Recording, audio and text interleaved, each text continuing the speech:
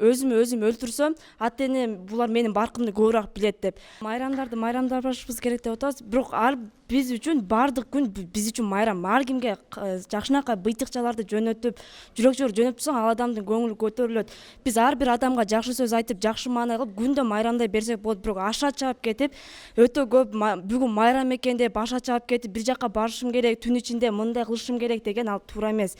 Күндүзү майрамдайсың, баардык адамдарга жакшы маанайлар тартуулап кылган бул жакшы, бул сооп болот. Ал эми бирок аша чаап кеткен бул туура эмес. Ал эми суицид болуп, өзүн өзү өлтүрүү боюнча айтып кетсем, бул жерде аны жаштар түшүнбөйт.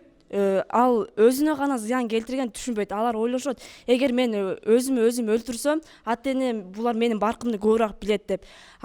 Чындап эле өлгөндө адамдар ыйлайт, 1 жыл, 2 жыл ошону эстейт. Кээ бир энелер үчүн анын жүрөгүндө аябай катуу так калат. Бирок көп жылдардан кийин ал унутулуп эле калат. Унутулуп, ал баланын ал өлгөн, ушинтип эле өлгөн деп аталып, ал кандай болуп өлгөн, эмне болуп өлгөн ал унутуп эле калат. Бул жашоодо аты калбай эле калат. Ошону биз өзүбүз түшүнбөйбүз да. Ата энелердин бул жерде эң негизгиси ата энелердин милдети болот. Ата энелер болсо өзүнүн жумуш деп жүрө берип өзүнүн балдарына телефонду карматат да каалагандай жаша деп койду азыркы заманда.